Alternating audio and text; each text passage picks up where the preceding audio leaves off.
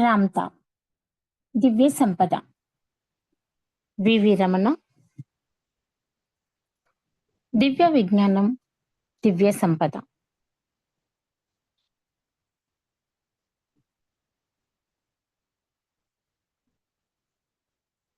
నిన్నటి తరగతిలో మీరు ధనం కోసం కలలు కంటున్నారా? లేదా అది అందించే భౌతిక జీవితానుభవాల కోసం కలలు కంటున్నారా? అవునా? మీ చైతన్య శక్తి దారిద్రపు స్పృహ వైపు మళ్లించబడింది. మరి ఐశ్వర్యపు స్పృహ వైపు మళ్లించండి. మీ చైతన్య శక్తిని అంతటిని దరిద్రం వైపు మళ్లిస్తున్నారు. దాని నుండి బయటపడడానికి మీరు ఎంతో సాధన చేయాల్సి ఉంది. మీరు కోరుకున్న వాటిని వాస్తవం చెందించుకోగల సర్వ సామర్థ్యాలు మీలోనే ఉన్నాయి. మీ కలలను సాకారం చేసుకోవడం మీ జన్మ హక్కు. మీలోని దైవత్వానికి ఇవ్వబడిన వారసత్వపు హక్కు. ఎవరో వస్తారని, ఏదో చేస్తారని ఎదురు చూస్తూ కాలయాపన చేస్తున్నారా? ఏ దేవుడు వచ్చి మిమ్మల్ని కరుణిస్తాడని ఇంకా ఎదురు చూస్తున్నారా? ఈ విశ్వంలో దేవుడనేవాడు ప్రత్యేకంగా ఎవడూ లేడు. ఈ సృష్టి అంతా దైవమయమే. అవునా? సర్వం ఖలిద్వం బ్రహ్మ. ఒక గొప్ప బహిరంగ రహస్యం ఏంటంటే అదేమిటో తెలుసా? దేవుని రాజ్యం మీలోనే ఉంది. ఇదే బహిరంగ రహస్యం. మీరే దైవం. ఈ సత్యంతో మీరు జీవించి తీరాలి. ఆనాది కాలం నుండి చెప్పబడుతున్న సత్యం ఇదే. మీ ఆలోచనలు, కలలు అన్నీ వాస్తవ రూపం చెందుతున్నాయి. ఎంత సంపద కావాలి? ఎంత ధనం కావాలి? ఎంత బంగారం కావాలి? అనే విషయాల పట్ల మీకు స్పష్టత ఉందా? ధనం లేదా సంపద సమకూర్చే జీవితానుభవాల గురించి స్పష్టమైన వైఖరితో కలలు కంటున్నారా? మీరేమి కోరుకుంటున్నారో దాని పట్ల స్పష్టత చాలా ముఖ్యం. మాస్టర్ ఎవరంటే జీవితంలో ఏది కావాలంటే దానిని సాధించుకోగల సర్వసమర్థతలు తనలోనే ఉన్నాయని తెలుసుకున్నవాడు. నాకు ఇల్లు కావాలి, నాకు ఆస్తి కావాలి, నాకు బంగారం కావాలి, నాకు అది కావాలి, ఇది కావాలి అని యాచించడు. మాస్టర్ అంటే యాచకుడు కాదండి. ఆధ్యాత్మిక శక్తి గల వ్యక్తి ఇతరుల నుండి దేనిని యాచించడు. తన సంకల్పాలు, కోరికలు, లక్ష్యాలను కలల ద్వారా వాస్తవ రూపం చెందించుకుంటాడు. కలలను ఎంత ఎక్కువగా వాస్తవ రూపం చెందించుకుంటే అంత శక్తివంతులవుతారు. లక్ష్యాలు ఎన్ని ఎక్కువగా ఉంటే అంత నిష్ణాతులవుతారు. ఎంచుకున్న లక్ష్యాలను సాధించాలి. వాటిని సాధించగల శక్తి ప్రతి ఒక్కరికి ఉంది. ఈ పూట భోజనానికి నాకొక 10 రూపాయలు కావాలి అని మాస్టర్ యాచించడు.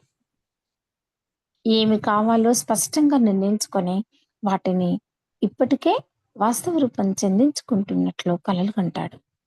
అంతే చాలు. మిగతావన్నీ చాలా ఆటోమేటిక్‌గా జరిగిపోతాయి. మాస్టర్, రామ్‌తా, మీరు ఇంతకుముందు ఒక సెకనులో 5,00,00,000 భవనాన్ని కలిగి ఉంటున్నట్లు కలలు గనమని చెప్పారు కదా! కానీ నా దగ్గర నయా పైసా కూడా లేదే! నాకెలా సాధ్యపడుతుంది? నా దగ్గర అన్ని తెలివితేటలు లేవు. నాకది సాధ్యమా? రామ్‌తా, ప్రతి మనిషికి సాధ్యమే. మీ యొక్క బాహ్య పరిస్థితులు కానీ, ఇప్పుడున్న పరిస్థితులు కానీ, మీ తెలివితేటలు కానీ ఏవి కూడా మీ ఊహాశక్తిని, కలలను ప్రభావితం చెయ్యవు. మీకు ఏమి కావాలో స్పష్టంగా తెలుసుకొని, దానిని ఇప్పటికే వాస్తవ రూపం చెందించుకున్నట్లు కలలు కనడమే మీరు చేయవలసిన పని. మీ తెలివితేటలు, ప్రస్తుత వర్తమాన పరిస్థితులు, ఇతర కారణాల గురించి మీకెందుకు? అన్నీ అంతర్ప్రపంచం అంటే మీలోని దైవమే నడిపిస్తుంటుంది. వాస్తవ రూపం చెందించేది మీ ఇంటెలిజెన్స్ కాదు, మీలోని దైవత్వం. మాస్టర్, రామ్‌తా, ఇప్పుడు కొంచెం స్పష్టత వచ్చింది. రామ్‌తా, కొంచెం కాదు, పూర్తి స్పష్టత వచ్చిందని చెప్పండి. ఒక్కొక్క కళ వాస్తవ రూపం చెందుతూ ఉంటే, అజ్ఞానానికి సంబంధించి ఒక్కొక్క పొర ఛేదించుకుంటూ పోతే, మీ సంకల్ప శక్తి, ఇచ్ఛాశక్తి మరింత బలపడుతూ ఉంటుంది. మీలోని దైవత్వం అంటే బ్రహ్మ పదార్థం అతి సనాతనమైనది. సర్వ సామర్థ్యాలు మీలోనే ఉన్నాయి. సమస్తము సాధ్యమే. ఎప్పటికీ, ఎల్లప్పటికీ మీరు దైవాలే. జ్ఞాన సముపార్జన కొనసాగే కొలది అజ్ఞానపు పొరలు ఒక్కొక్కటి ఛేదింపబడుతుంటాయి. భ్రమలన్నీ తొలగిపోతుంటాయి. సుఖం, దుఃఖం, ఆనందం, వినాశనం అన్నీ కూడా మనిషి తనకు తానుగా సృష్టించుకుంటున్నాడు. ఇక్కడికి వచ్చిన ప్రేక్షకులలో చాలా మంది డబ్బు కోసం ప్రాకులాడుతున్న వారే. మీ అజ్ఞానమే మిమ్మల్ని ప్రాకులాడేటట్లు చేస్తుంది. జ్ఞానము అంటే అలా ప్రాకులాడరు కదా! అవునా? జ్ఞానము ఉంటే అలా ప్రాకులాడరు కదా! మానవుడి జీవితంలో అంతగా ప్రయాస పడవలసిన అవసరం ఏముంది? ఎందుకీ తిప్పలు? ఎందుకీ ప్రయాస? దేనికోసం ఈ ప్రాకులాట? మీలోని మేధస్సు మరుగుపరచబడి ఉంది. దానిని వెలికి తీసి ఉపయోగించవలసిన సమయం ఆసన్నమైంది. మీ ప్రభుత్వాలు, పరిశ్రమలు మిమ్మల్ని రొటీన్‌కు అలవాటు చేసి మీలోని మేధస్సును అణచివేశారు. ఈ భూమి మీదే మెజారిటీ జనాభా అలా అణచివేయబడుతున్నారు. అణచబడిన వర్గాలంటే ఎవరు? మనుషులు తమలోని దైవాన్ని గుర్తించక, తమలోని మేధస్సును అణచివేసుకుంటున్నారే అణచబడిన వర్గాలు. ఇంకా ఎంతకాలం అణచబడి ఉంటారు? ఇప్పటికైనా మేల్కొనండి. మీలోని దైవత్వాన్ని గుర్తించండి. స్వేచ్ఛగా జీవించండి. అంతే కదా! మనం ఎప్పుడు చూసినా వాళ్ళు పెడతారు, వీళ్ళు పెడతారు, వాళ్ళిస్తారు, ఈళ్ళిస్తారు అని ఎదురు చూడడమే తప్ప, మనలో ఉన్నటువంటి తెలివిని, జ్ఞానాన్ని ఎందుకు బయటకు తీయడం లేదు? మనకున్నటువంటి మేధస్సుని ఎందుకు ఉపయోగించుకోవడం లేదు? ఇప్పుడు ఎదుటివారు చెప్పింది, వాళ్ళు చెప్పింది చేస్తే మన నాలెడ్జ్ అంతా పోతుంది కదా! ఒక భగవంతుడు చెప్పాడు నాకు. అంటే నేను విన్నాను, చదివాను. మనకున్న నాలెడ్జ్, మనకున్నటువంటి తెలివిని, మేధస్సును ఉపయోగించకపోతే అది ఇంకొకరికి వెళ్ళిపోతుందంట. అవసరమా? మనతో పాటు మన పిల్లల్ని కూడా అలాగే తయారు చేస్తున్నాం కదా! నీ వల్ల కాదు, నువ్వు చెయ్యలేవులే ఇది అని అంటారు. అతనేదో ప్రయత్నం చేస్తున్నాడు, చెయ్యనియండి. ప్రతి దానికి నీ వల్ల కాదు, నువ్వు చెయ్యలేవు. ఎందుకు అంత వాళ్ళని చిన్న చూపు చూసినట్టుగా మాట్లాడడం? వాళ్ళకున్న తెలివి ఎలా బయటపడాలి? ఒక్కసారి తప్పు పోతుంది. మళ్ళీ ఇంకోసారి చెయ్యరు. అంతే కదా! అందుకే ఇంకా ఎంతకాలమని డబ్బు కోసం కొంచెం చిన్న చిన్న పనులు చేస్తే నువ్వనుకున్నదాన్ని కూడా ఎలా సాధించగలుగుతావు? అందుకే అంతర్ప్రపంచం లోతుల్లో ఉంటున్నది ఆ మేధస్సే. అదే మనకు దైవత్వం. ఈ పరిమిత ఇంటెలిజెన్స్, అహం, సామాజిక స్పృహను పక్కన బెట్టి అంతర్ప్రయాణం చేస్తే అపరిమితమైన మనోశక్తిని అందుకుంటారు. ఆ అపరిమితమైన మనోశక్తి దేవుని హృదయంగా పిలువబడుతుంది. ఆ అపరిమితమైన మనోశక్తి నుండి మేధస్సు పుట్టుక జరుగుతుంది. మేధస్సు అనేది బాహ్యంగా సంపాదించబడేది కాదు. అంతర్శక్తి నుండి సంపాదించుకునేది. అంతే కదా! నీకున్నటి ఇప్పుడు నీ దగ్గర ఆస్తి, అంతస్తు ఏది ఉన్నా అన్నీ దొంగిలించుకుపోతారు. నీకున్న తెలివినైతే దొంగిలించలేరు కదా! అందుకే మేధస్సు అనేది బాహ్యంగా సంపాదించబడేది కాదు. అంతర్శక్తి నుండి సంపాదించుకునేది. మేధస్సు కోసం మీరేది వెచ్చించాల్సిన అవసరం లేదు. ఒక సాధన తప్ప. మేధస్సు అనేది ఒకరిచ్చే భిక్ష కాదు. మీలోని దైవత్వం నుండి ఉద్భవించేది. జీవితంలో రాజీ లేని తత్వాన్ని అలవరుచుకోండి. ఆత్మతత్వాన్ని అలవరుచుకోకపోవడం, దేవుడు ఎక్కడో ఉన్నాడని, మీ ఆర్తనాదాలను ఆయన ఆలకిస్తాడని, మీ కష్టాలను, ఆర్థిక సమస్యలను విధిరాతగా భావించడం లాంటివి మిమ్మల్ని బలహీనపరుస్తున్నాయి. జీవితంలో రాజీ పడేటట్లు చేస్తున్నాయి. రాజీ పడడం అంటే మిమ్మల్ని మీరు వంచన చేసుకున్నట్లే లెక్క.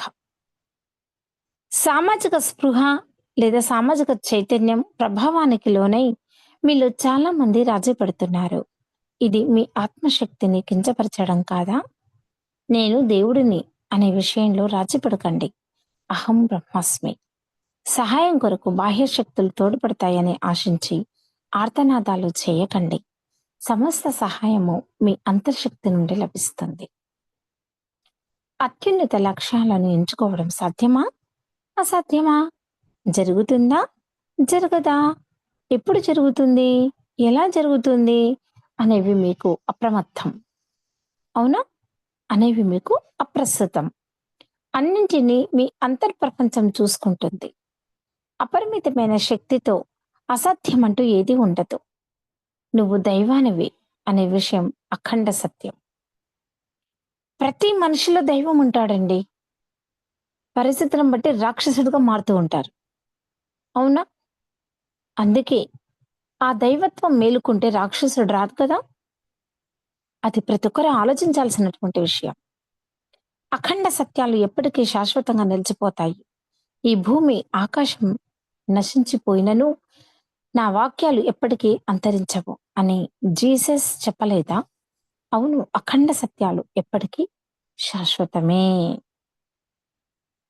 మనిషి యొక్క అత్యున్నతమైన లక్ష్యం ఏమిటో మీకు తెలిసినా?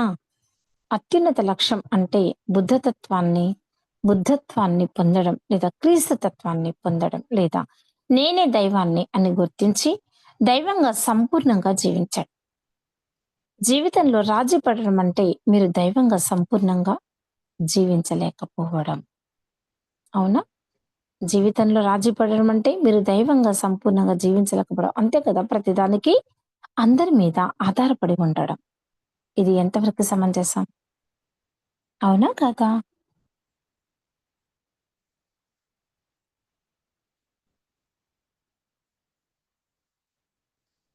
డబ్బు, డబ్బు అని ఎన్ని జన్మలని దేవులాడుతుంటారు చెప్పండి? జీవితంలో డబ్బు అనేది చాలా స్వల్పమైన అంశం మాత్రమే. జీవితం అనే మహాసముద్రంలో డబ్బు అనే అంశం ఒక నీటి బిందువు మాత్రమే. అంతటి స్వల్పమైన అంశం కోసం ప్రయాస పడడం, అదొక బ్రహ్మాండమైన లక్ష్యంగా భావించడం మీ భ్రమల వల్ల, జ్ఞానం కోరుకోవడం వల్ల జరుగుతుంది. మీ ఆత్మశక్తితో ఎంత సంపదనైనా సృష్టించుకోవచ్చు. అదంత బ్రహ్మాండమైన సమస్యే కాదు. అవునా? ఇది ఫ్రెండ్స్ ఈరోజు మన తరగతి.